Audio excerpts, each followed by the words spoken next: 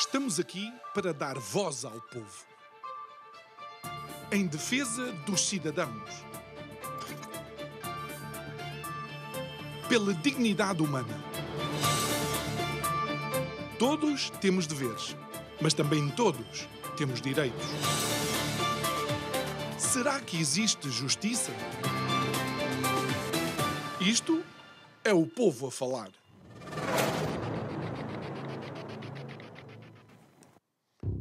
As problemáticas com as forças de segurança não são de todo novidade. Das condições de trabalho, à valorização das carreiras, dos salários, aos serviços extras remunerados obrigatórios, a lista é longa e preocupante. Boa noite, o meu nome é João Nuno Pinto e isto é o Povo a Falar. Estou consigo de segunda a sexta-feira, neste mesmo horário, emissão em simultâneo, Curiacos TV e Rádio Vida 97.1. É que, se os problemas, então, com as forças de segurança não são novidade, novidade não é também que diversos governos, com diversas composições partidárias, tentaram apresentar algum tipo de soluções. A verdade é que os problemas continuam mais ou menos os mesmos, com a agravante do brutal aumento do custo de vida que existiu nos últimos anos por via da pandemia, da inflação, da guerra, do custo da energia, outra lista longa e distinta de problemas que nos fazem sofrer. A verdade é que só na matemática é que menos e menos dá mais. Se menos com menos der alguma coisa na nossa sociedade, vai ser problemas com estes setores profissionais. Digo eu que não percebo nada disto.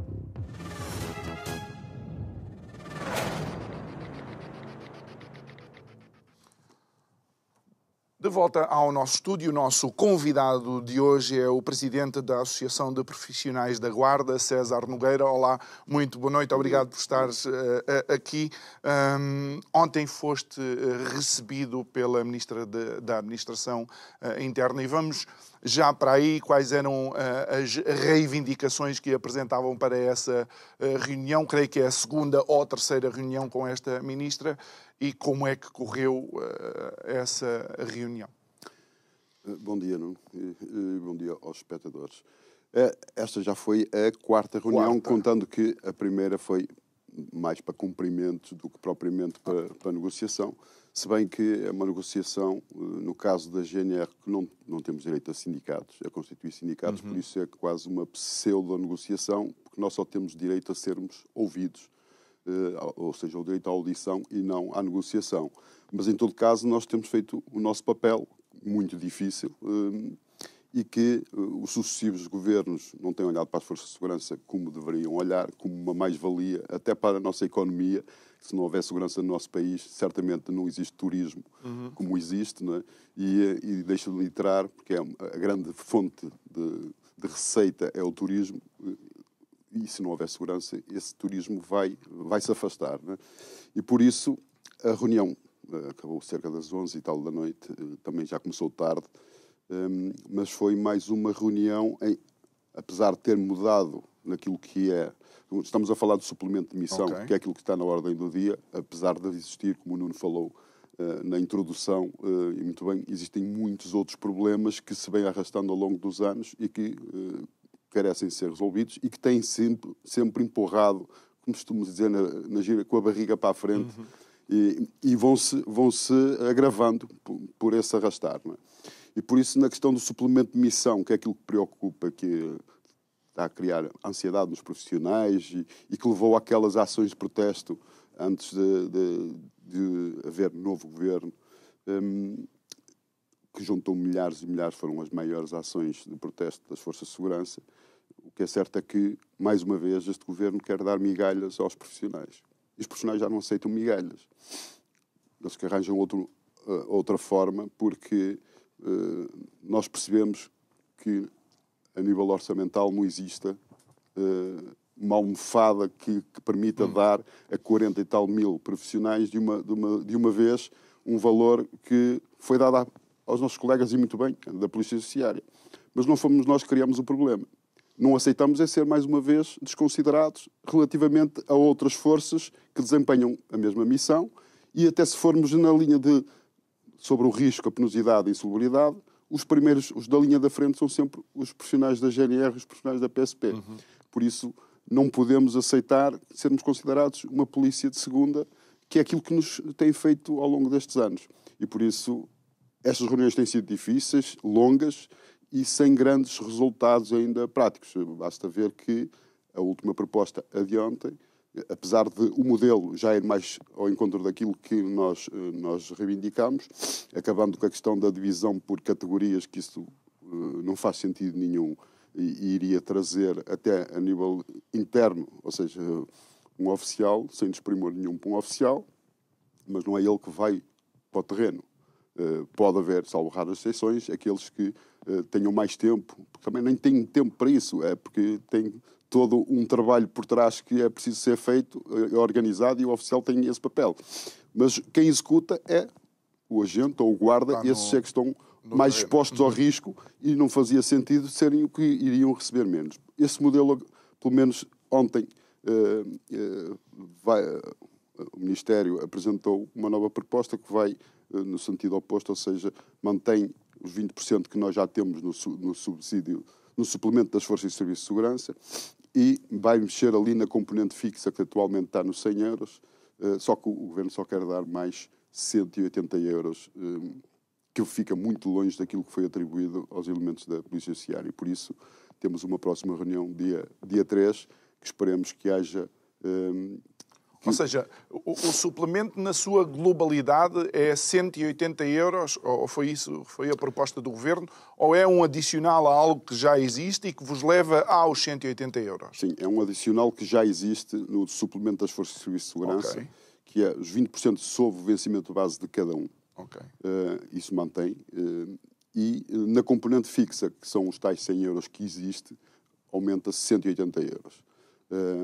180 euros, estamos a falar tudo em brutos, não é? Porque depois, e é isso que por vezes também os governantes esquecem, mas nós sabemos fazer contas, porque desses 180 euros, parte dele fica logo do lado de lá dos cofres do Estado em impostos, não é? Por isso não são 180 euros líquidos. E é preciso ter isso em linha de conta também. Daí a minha pergunta, que é para que se possa esclarecer essa questão. Agora, eu já nisto há 22 anos, pelo menos, nestas lides associativas, para além da minha profissão real, que sou patrulheiro da Guarda Nacional Republicana. Mas já sei que eles vêm sempre com as mesmas desculpas. O orçamento não permite, mas não permite sempre para os mesmos. E ainda ontem falei à Sra. Ministra, mais uma vez... Tu já ouviste isto N vezes?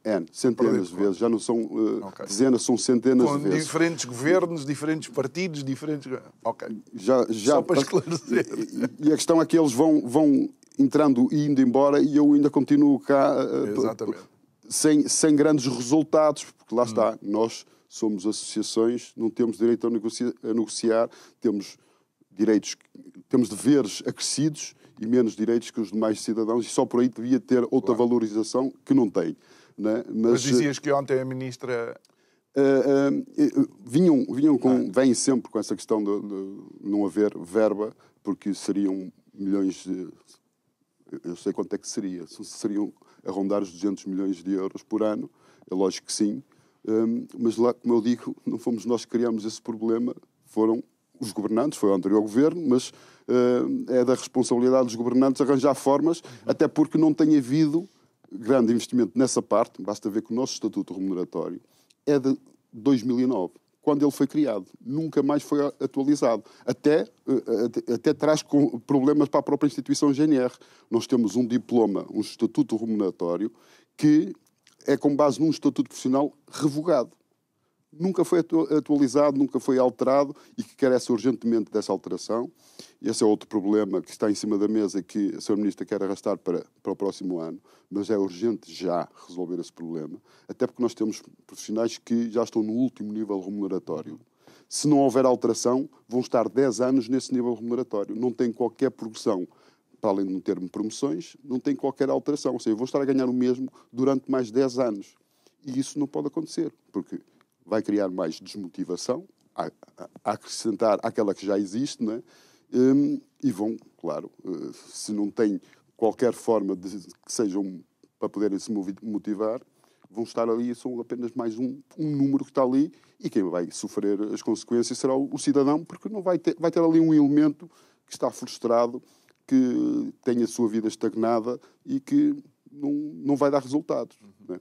Olha, mas achas que na reunião de ontem já houve algum tipo de aproximação? Tu dizias numa entrevista prévia que se a proposta fosse dentro de uma determinada estruturação, ou seja, se tivesse uma determinada arquitetura, já ia um pouco mais de encontro àquilo que vocês desejam. Sim, o modelo que foi apresentado ontem já está daquilo que foi proposto pela plataforma, na qual a APG está inserida, e ainda bem que pelo menos o modelo já alterou. Agora falta, logicamente não basta só alterar o modelo, porque senão ficamos iguais. Não é? É preciso haver verba que venha ali aproximar aquilo que são os valores que nós exigimos e que são equiparados àquilo que foi atribuído à Polícia Judiciária. Não estamos a falar de nada transcendente, até porque se fôssemos a falar daquilo tudo que deveria modificar, seriam muito mais milhões de euros que necessários, para além de todos os milhões que já perdemos. Porque é preciso também dizer isto, e normalmente não passam isto para a comunicação social, que é, nós, guardas, temos a haver do Estado português milhões de euros. Quando foi a passagem para a nova tabela remuneratória em 2009, ficaram muitos, a grande maioria, em níveis intermédios que não existem na tabela, né? E que em tribunal ganhamos, a APG meteu uma ação e ganhamos em primeira instância, o Ministério das Finanças e o Ministério da Administração Interna recorreram e o recurso ainda está a decorrer, isto já desde 2013. Estamos a falar 11 anos. Os nossos tribunais também demoram muito a resolver as questões, mas é uma questão que engloba cerca de 60 milhões de euros que os profissionais têm a ver. Ou seja, tem sido sempre a perder dinheiro porque o Estado não resolve. Hoje em dia é muito mais fácil. Assim, querem reclamem, vão para o tribunal e as coisas arrastam-se no tempo e depois o governo será outro e quem vier atrás que fecha a porta, que eu costumo dizer. E é isso que acontece. E com isso vamos perdendo dinheiro que deveríamos ter e que não recebemos porque o pior pagador é o Estado, é o que devia dar o exemplo, mas não dá, e por isso é que, por vezes, o nosso país está como está.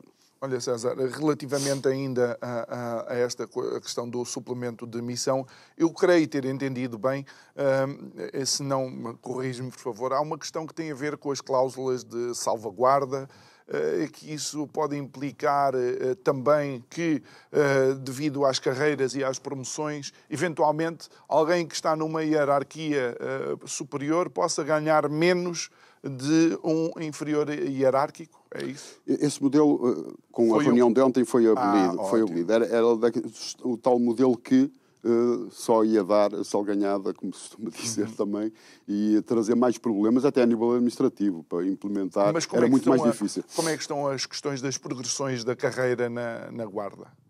As progressões da carreira estão como sempre estiveram, estagnadas. Existem promoções, têm existido agora algumas promoções, muitas delas já fora de tempo, já deviam ter ocorrido antes, não é? Mas aquilo que nós vemos é muita promoção na chefia.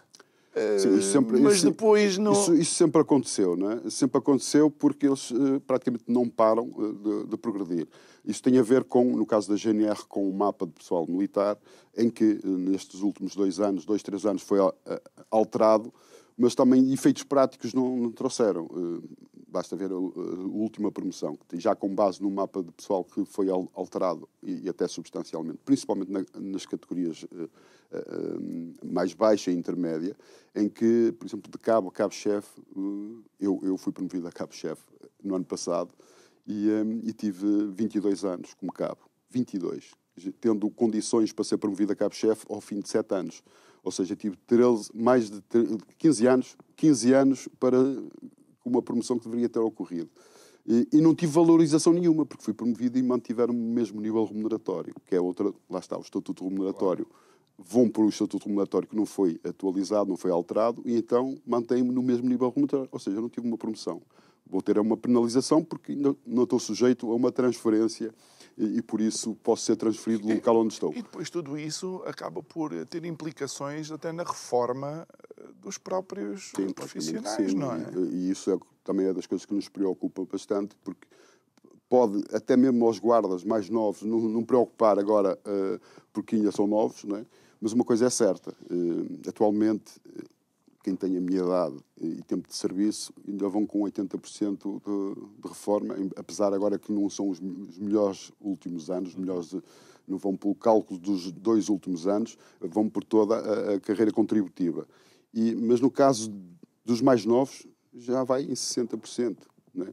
E isso tem tendência ainda a baixar mais. Por isso, se chegar aos 50% daquilo que oferem, vai ser muito pouco daqui a uns anos e vão sentir na pele as dificuldades. E lá está mais uma questão que não torna atrativa a carreira. Atualmente nota-se perfeitamente que não há malta nova que queira concorrer, porque qualquer hipermercado paga muito mais. Tudo bem que coisas para pouco tempo, mas também hoje em dia os profissionais novos que entram não têm uma perspectiva de carreira longa. É diferente, houve uma mudança. Nesse aspecto, houve uma mudança, até a nível, basta ver que, e não é só na base. Hoje em dia já temos muitos oficiais que saltam fora da instituição porque, de facto, que não têm grande progressão e as qualificações que eles têm, qualquer setor privado lhes paga 3 vezes ou 4 vezes mais. E por isso temos muitos oficiais que estão a saltar da própria instituição porque já não vem uma perspectiva de progredir muito na carreira. É interessante porque isso acaba por quase quebrar o mito de que os oficiais é que estavam bem, não é? Hoje em dia já não, né? Até eles já não se sentem bem por causa disso mesmo. Porque hoje em dia há muito mais informação. E eles veem colegas que tiveram, que até estudaram com eles e que exercem funções similares, iguais não, porque isso não existe, claro. Funções iguais àquelas que nós desempenhamos, mas a ganhar muito mais. Não estamos a falar mais, estamos a falar em muito mais e com menos dificuldades. Não é? Com menos dificuldades, quer a nível de horários, quer a nível do próprio risco, não é? Que hoje em dia também isso é daquelas coisas, e a nível, basta ver as agressões que existem a agentes de autoridade. Esses números aumentaram, não foi? Tem aumentado sempre. Isso basta ver por vocês e não passa tudo aquilo que acontece diariamente, não é? Porque se passasse... Olha, César, em que pé é que ficaram as negociações? Vão voltar a conversar com a ministra? E o que é a plataforma pensa também fazer em termos de ação? A plataforma vai reunir dia 27, segunda-feira, para delinear, para já avaliar esta contraproposta e a partir daí ver o que é que irá fazer, se vamos com outra contraproposta, se vamos já para protestos, será tudo avaliado, não quero avançar porque eu só posso falar pela APG e não pela plataforma, porque ainda não reunimos, mas alguma coisa vamos fazer. Apesar de ainda existir pelo menos mais uma reunião dia 3, e esperemos que o Governo venha mais aberto para dar mais, porque o que está em cima da mesa é pouco, e os profissionais não aceitam só aquele valor, e por isso tem que haver outra garantia de outros valores, seja de forma faseada, seja como for, tem que chegar aos valores que nós achamos que são justos e que não é nada mais do que aquilo que foi atribuído aos elementos da Polícia Social. Olha, César, ainda antes de mudar depois para outras problemáticas que os profissionais têm sentido, vocês numa das vossas comunicações diz que estavam a falar de uma profissão que não se pode confundir com outras. É um comunicado da APG. Mas depois, quando te via falar com os colegas, tu falas do mesmo valor apresentado à Polícia Judiciária.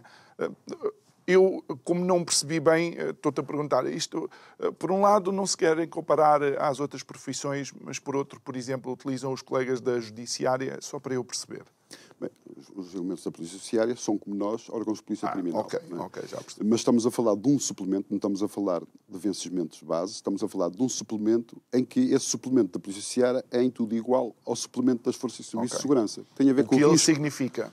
Tem a ver com o risco, com a penosidade e a insalubridade. E por isso, aí não pode diferir, porque a nossa ação é idêntica, mas como disse até é acrescida à nossa, porque somos os primeiros a chegar, mas nós, não querendo ser mais papistas que o Papa, como se costuma dizer, queremos o valor equiparado àquilo que foi atribuído, não é? Porque não podemos ser, mais uma vez, sermos considerados uma polícia segunda, com todo o mérito que tem a polícia judiciária, com todo o trabalho de desempenho, só que nesta questão específica, houve um sindicato, penso que o sindicato até da polícia judiciária, que na altura veio à praça de trazer a questão de que eles têm outras qualificações, nós não estamos a falar de vencimentos base. Isso já é pago nos vencimentos base, há essa diferenciação nos vencimentos base, e mesmo nesse aspecto poderíamos estar aqui a falar, a questão dos oficiais, que têm licenciatura e mestrado para exercer a função. E é uma licenciatura específica e mestrado específico na parte da segurança interna, não é? Que não acontece mesmo na polícia judiciária. Mas eu não quero ir por aí, porque isso é outra questão que a nós nem nos diz muito. O que diz é a questão, estamos a falar de um suplemento específico que tem a ver com o risco, com a penosidade, e aí não há diferenças, né? Na nossa ação, quer da nossa ação, quer dos elementos da polícia judiciária. E por isso é que nós, quando dizemos que não há setores equiparados, nem estava a tirar do lote a polícia judiciária, porque eles, de facto, são órgãos de polícia criminal como nós. Estava a falar de outros setores do âmbito da sociedade e da administração pública que nos equiparam, até pela restrição de direitos. Nós não temos direito nem a constituir sindicatos, no caso da GNR, quanto mais direito à greve, por exemplo, que é um direito primordial de qualquer trabalhador. Muito bem. Vamos então a outras problemáticas que têm e que realmente preocupam, neste caso não só os profissionais da Guarda, mas também têm sempre muito impacto junto da sociedade, que é o facto de continuarmos a ouvir, ver insistentemente que as vossas condições de trabalho em alguns sítios seriam, no mínimo, e deixem-me lá ver como é que eu consigo dizer isto, seria o suficiente para a ASAI ou outras instituições mandarem fechar um negócio privado. Sim, nós temos uma lei de programação de infraestruturas e equipamentos. Tem um nome muito comprido, mas que depois, na prática, tem valores muito curtos se virmos a nível da execução. Todos os anos, com base nessa lei, é orçamentado alguns milhões para investir em infraestruturas, reabilitar infraestruturas e outros até criar edifícios novos. Só que seja as burocracias, que são sempre as desculpas, e acredito que exista muita burocracia, quer depois da pandemia até as verbas para construção aumentaram, todos os produtos aumentaram, né? E por isso o que já estava orçamentado tiveram que alterar, mas essa lei, para se aplicar, tem algumas condicionantes, nomeadamente de onde é que vem o dinheiro para essa lei. Vem, por exemplo, dos autos de contraordenação. Ou seja, se não houver multas, por isso é que às vezes as pessoas dizem que nós andamos a caçar multa. Não andamos a caçar multa. Também só existem multas se as pessoas infringirem, porque nós não inventamos. Mas o que é certo é que parte dessa verba vai para essa lei, para poder reabilitar edifícios, etc. Eu nunca ouvi isso na minha vida. Mas está lá escrito. Está lá escrito. Mas lá está, aquilo são letras no meio de um texto muito grande e passa assim um bocado ao lado. E isso é que é caricato. Eu costumo dizer que, e quando foi essa criação, até cheguei a alertar a ministra da altura por causa daquilo. Porque uma pessoa mais atenta vê aquilo e diz assim, por isso é que existe a caça à multa. Claro, e não é só isso, César. Então, e se formos um povo cumpridor, as vossas infraestruturas vão se estar a degradar ad eterno. E é isso que acontece muitas vezes. Não tem havido investimento ao longo dos muitos anos, não houve. Essa lei está em vigor há algum tempo também, mas não muito. Já há edifícios que foram reabilitados, muitos deles, mas ainda há muito a fazer, porque foram longos anos sem qualquer investimento, e isso é preciso, quanto mais não seja mesmo os edifícios novos, é preciso depois fazer manutenção, porque senão em pouco tempo ficam com infiltrações, até porque os materiais, parece-nos, e eu até percebo da área, porque eu antes de ser guarda já fiz outras coisas, e por vezes o material não é do melhor, né?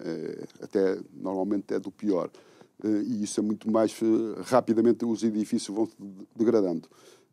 Mas, como não houve esse investimento, nós temos muitos edifícios que eu, como guarda, tenho receio de entrar lá.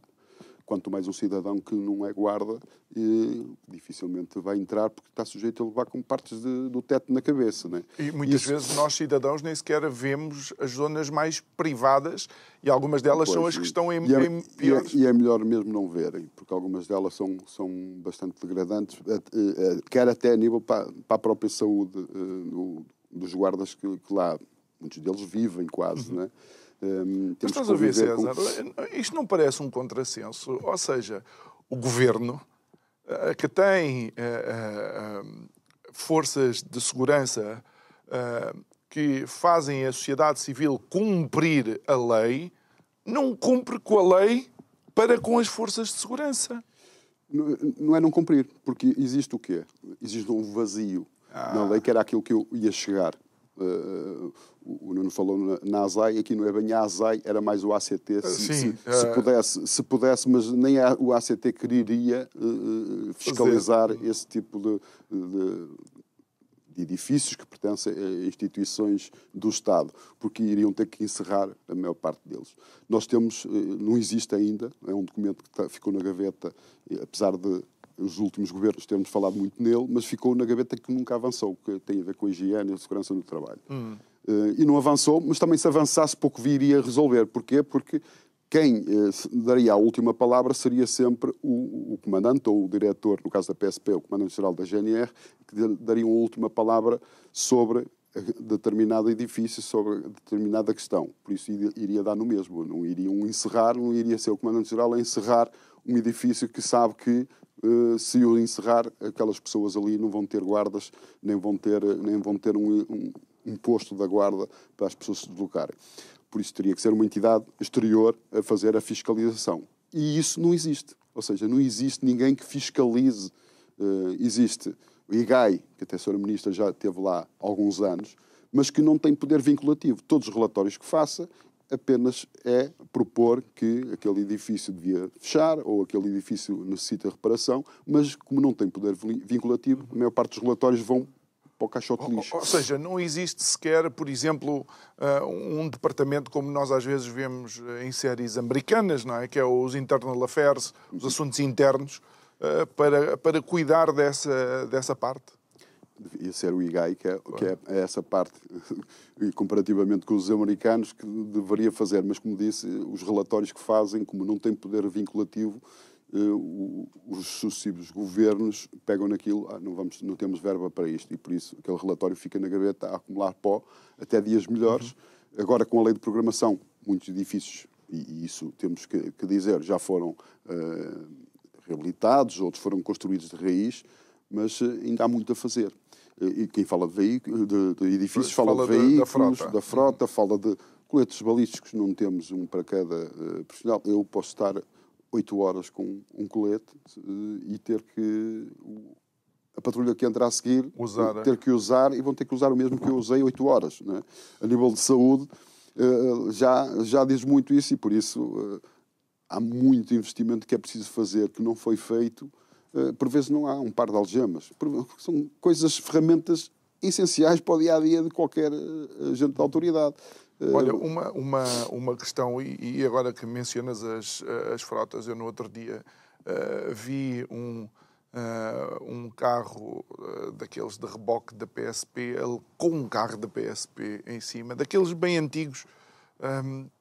A questão da frota é algo que também eu ouço muitos concidadãos quase, e desculpa, César, a gozar com os próprios profissionais de segurança por andarem com carros verdadeiramente obsoletos. Bem, não tenho que pedir desculpa porque infelizmente é assim.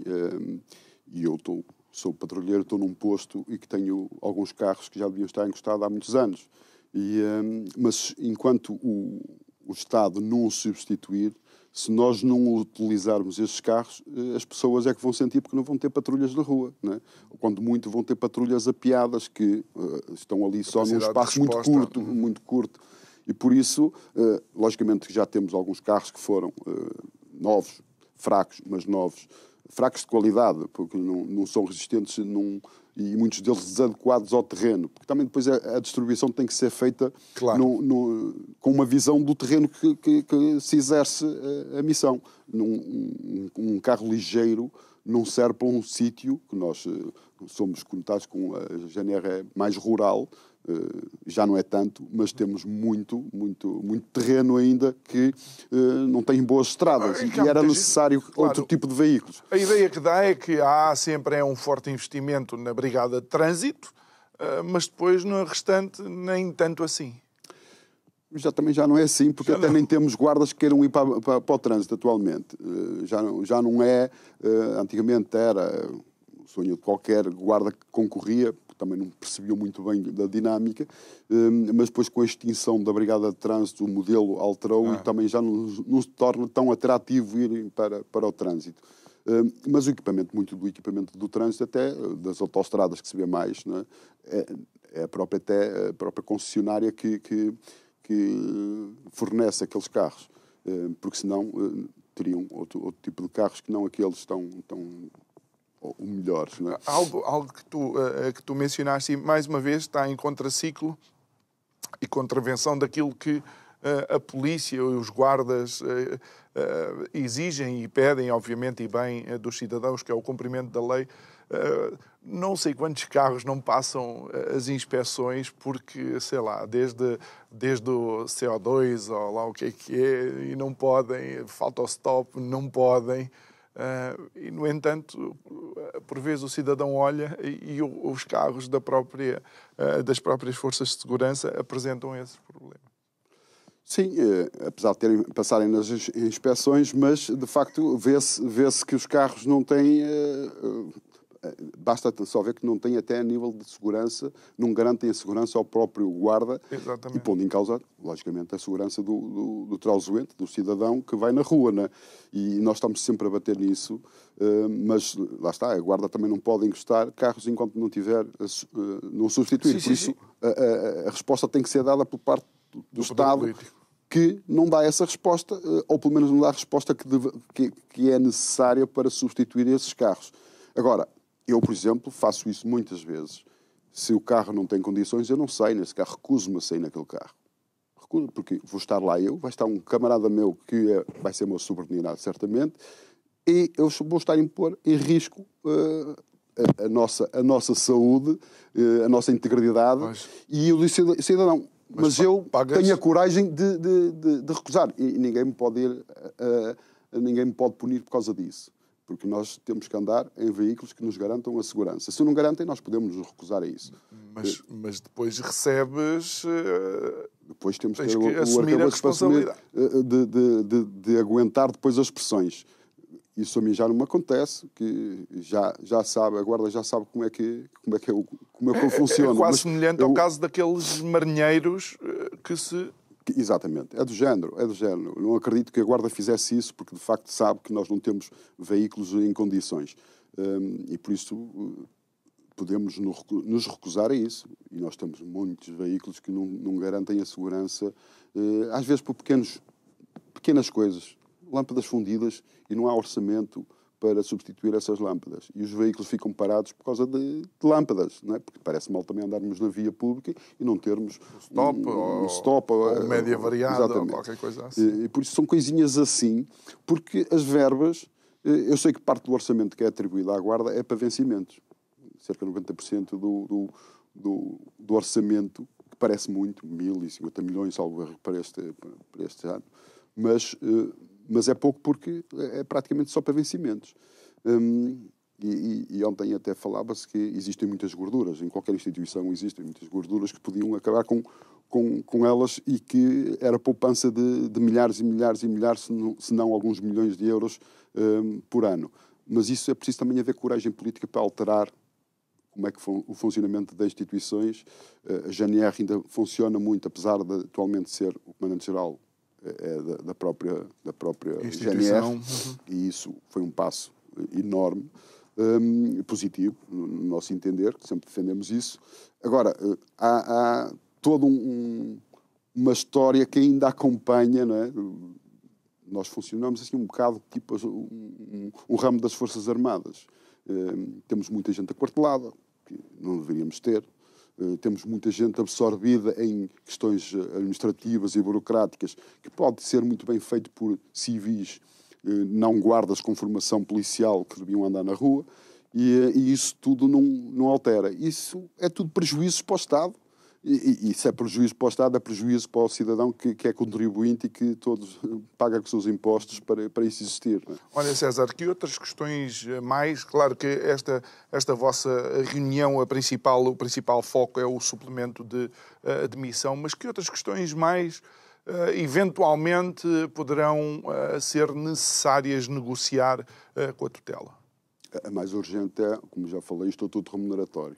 Até porque o nosso é de 2009, como já disse, e que está em conflito até atualmente com o Estatuto Profissional, com o Estatuto dos Militares da Guarda, e por isso é urgente, mas urgente já é urgente para ontem, como se costuma dizer, e para aquilo que nos foi transmitido ontem pelo Sr. Ministro, só será a partir de janeiro. Nós não queremos só a partir de janeiro, queremos já a partir de agora, mal terminamos esta questão de suplemento de missão, porque é mesmo urgente, porque vai condicionar tudo o resto. Tem a questão que foi atribuída, por exemplo, agora aos professores, que nós temos também direito a isso, mas que temos direito, mas se for a implementar, não dá para implementar. Porquê? Porque não existem níveis remuneratórios para a frente para poderem progredir. Por isso não daria para implementar já no imediato. Por isso é tudo quase que coisas que são encadeadas umas pelas outras, que não se resolver ali no ponto anterior, não vai dar seguimento aos outros pontos todos. Por isso, essa questão é muito urgente, e a Sra. Ministra sabe que é urgente, e para todas as outras que existem a nível das condições, como já falamos, e a nível da própria GNR, que tem que dar uma volta para mudar o seu modelo de funcionamento. Porque, ou seja, questões internas? Questões internas por falta de efetivo. Cada vez temos menos profissionais a concorrer. Mas a Guarda já tinha um déficit de cerca de 4 mil, basta ver ao longo dos anos, aquilo que perdeu, cerca de 4 mil a menos. Claro que, eu também digo isto muitas vezes, há uma má gestão dos recursos humanos. Como disse, temos muita gente aquartelada que deveria ser liberta desse tipo de serviços burocráticos e outro tipo de serviços que a Guarda ainda mantém, que pode ser feito, mesmo existindo, podem ser feitos por civis. Nós não temos que estarmos preparados como se fosse para uma guerra, apesar de termos a condição militar, mas uma pessoa quando nos chama, não chama por eu ser militar, né? Nem tão pouco quer saber disso. Chama-nos por sermos um agente de autoridade, um polícia que querem que resolva a questão que tem a ver no âmbito policial. E por isso temos que deixar esse formato de sermos quase um quarto ramo das Forças Armadas, que eu não aceito isso de maneira nenhuma, eu nada contra, eu já fui militar das Forças Armadas, mas... Deixa estar que eles também têm os problemas deles. Logicamente, têm muitos problemas e muitos deles similares aos nossos, mas cada um defende a sua dama, claro. Né? Eu tenho que defender a minha. Claro. E até porque acho que não se deve confundir defesa com segurança, que hoje em dia se confunde muito a defesa com segurança, e embora... Quando é necessário, isso está previsto na Constituição, mas só quando for necessário, em casos de guerra e de casos de estado de emergência. Fora isso, não se deve confundir a segurança com a defesa, porque isso até é perigoso.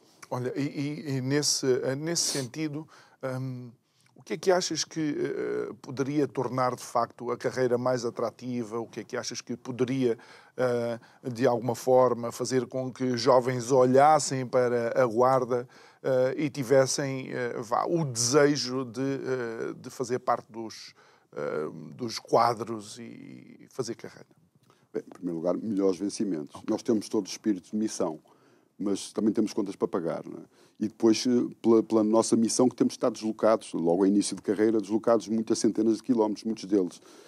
E só por aí não existe incentivo para concorrer, porque sabem que, ao concorrer, vão ganhar pouco mais que o ordenado mínimo.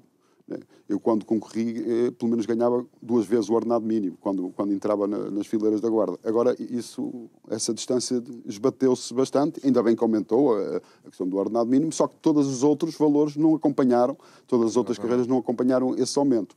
E, por isso, pelo vencimento que é dado em início de carreira, é pouco para quem vai estar deslocado muitas centenas de quilómetros, muitos deles já com família constituída e vão estar a centenas de quilómetros e que só de semana a semana ou uma vez por semana ou duas é que podem ir a casa. Tem algum apoio na habitação? Nós ainda temos nos nossos postos e nos grandes quartéis ainda temos camaratas. Não é? Muitas delas não têm dignidade, lá está. Mas ainda temos isso, pelo menos não temos esse problema relativamente à PSP. Mas há sítios que não temos camaradas, ou seja, onde não existir, não tem direito, tem que pagar um quarto ou juntam-se 2, 3 colegas e pagam um quarto, porque nem todos os sítios têm camaradas, algumas delas porque encerraram porque não terem dignidade e outras porque nunca existiu. Não é? E por isso, esses locais, aí sim, têm que pagar do bolso deles, mais essa despesa. Outra questão que eu ouvi de alguns colegas tem muito a ver com a formação. Nós estamos numa sociedade de informação e muitas vezes os colegas dizem que se não receberem informação ou formação, aliás, relativamente a determinadas situações, seja a nível de como lidar com casos de violência doméstica, que normalmente até é onde acontecem muitas das agressões aos agentes de segurança, nesse aspecto, achas que os governos também deviam investir mais? Os governos, por mais que possam investir, não conseguem resolver essa questão se não houver efetivos. Nós, atualmente, a formação que temos é muito pouca. Porquê? Porque não temos efetivos libertos para poderem ter esse tipo de formação. Porque para um guarda ir para uma formação é preciso que existam outros guardas que garantam os turnos para fazer. E nós não temos porque, como disse, a nível dos postos, pelo menos, existe um déficit muito grande de efetivos. E agora, quando começar o período de férias, ainda agrava muito mais. Para além de todos os outros serviços que o Nuno até já referiu, a questão dos serviços remunerados, que é um mal necessário, digo mal necessário, porque muitos dos guardas só os fazem porque necessitam mesmo para complementar, para melhorar o seu salário. Com mais horas e horas de trabalho, logicamente, mas é trabalho que é feito para lá das horas do serviço, depois do serviço ou antes, mas pelo menos tem que fazer um serviço e mais esses serviços remunerados, mas que se os guardas recebessem melhor, tivessem melhores salários, e isso também achamos que é o que faz com que os governos mantenham as coisas como estão, porque o anterior governo, na altura o ministro José Luís Carneiro, dava ênfase muito a essa questão dos serviços remunerados como se fosse uma grande coisa, mas não é nem tão pouco mais ou menos, é apenas o guarda só o faz porque em muitos sítios os obrigam a fazer, mal, porque na legislação não está nada que o obriga a fazer, até porque são tudo serviços para entidades particulares. Há grandes eventos que os podem considerar de interesse público, né? O Rally de Portugal, por exemplo, que mobiliza ali naquela zona onde é feito muita gente, né? E isso é bom para a economia, pelo menos daquele local e do país, logicamente, mas que os guardas estão lá horas e horas e horas, muitos deles 24 horas, a desempenhar ali. E não porque, nem sempre porque se voluntariaram a isso. Não, porque os obrigam, muitos deles. Mas erradamente. Não podem obrigar a fazer esse tipo de serviços. Não é um serviço obrigatório. É obrigatório para a instituição. A instituição é que tem que arranjar mecanismos para garantir profissionais a desempenhar aquele serviço. Mas, César, isto custa-me entender. Eu gosto muito da aviação. E, por exemplo, tanto pilotos como controladores de tráfego aéreo têm limites de horas em que eles estão a desempenhar determinadas funções. As horas começam a contar a partir do momento em que eles saem do hotel. Ou seja, está considerado a partir do momento em que o piloto sai do hotel, tanto quanto eu sei, começam a contar as horas em que está em serviço. E essas limitações foram criadas porque o cansaço diminui o desempenho e a capacidade de decisão desses profissionais. Parece que na segurança as coisas não são assim. Parece que uma pessoa pode fazer horas de seguida e que vai estar alerta, vai estar desperto, vai estar com a consciência do seu... Não percebo. Eu também não percebo, embora já nisto há muitos anos, mas basta ver, nós no caso da GNR só temos um horário definido por lei desde 2017. Tudo antes era Se o comandante achasse que eu devia estar 24 sobre 24 a trabalhar, eu tinha que cumprir a ordem e mais nada. Não é? Agora temos definido, mas muitas das vezes não se cumpre. A maior parte das vezes não se cumpre. Por a questão, logicamente, que vão dizer pela falta de efetivo. Porque depois há questões que eles têm que justificar do porquê de utilizar. Mas para serviços remunerados não há qualquer justificação. Porquê? Porque é um evento particular. É como o Nuno fazer uma festa em sua casa e contratar os meus serviços para ir manter segurança lá. E eu posso me recusar a fazer. Não quero fazer. Na GNR devia acontecer o mesmo, só que a GNR não quer ficar mal vista e então não se recusa a nada. Não é? E não se recusa porque tem sempre os guardas para irem fazer esse tipo de serviço. Mais uma vez digo que os guardas, muitos deles querem fazer esse tipo de serviço, mas só querem porque querem melhorar o seu vencimento, que é fraco. Não é? Mas ninguém pode obrigar, e isso é um alerta que até deixo aqui, muitos dos guardas desconhecem isso, ninguém os pode obrigar a fazer este tipo de serviço. Isso é um serviço para entidades particulares. Se não tem capacidade, se agora não tem capacidade para ter pessoas a fazer esses serviços, não aceita esses serviços. Tem que começar a recusar a fazer esses serviços, porque isso, para já, vai estar a degradar a saúde do próprio guarda, que nós não somos máquinas. Podemos ter... Nós, até pela nossa postura e cada um de nós achamos que somos fortes, temos que ser fortes, temos que nos aguentar. Mas chega a um ponto, e basta ver, infelizmente, o nível de suicídios que existe na GNR, ainda recentemente.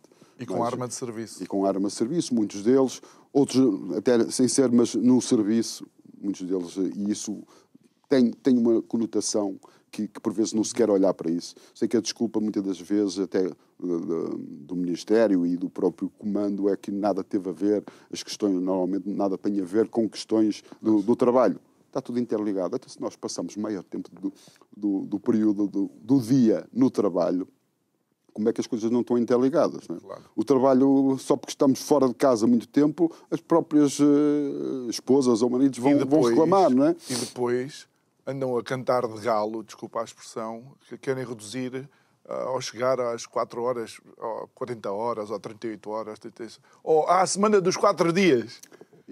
Mas não deve ser para vocês. Não deve, certamente, porque nós, até nisso, há uma diferenciação entre nós e a PSP, por exemplo, já para não ir muito longe.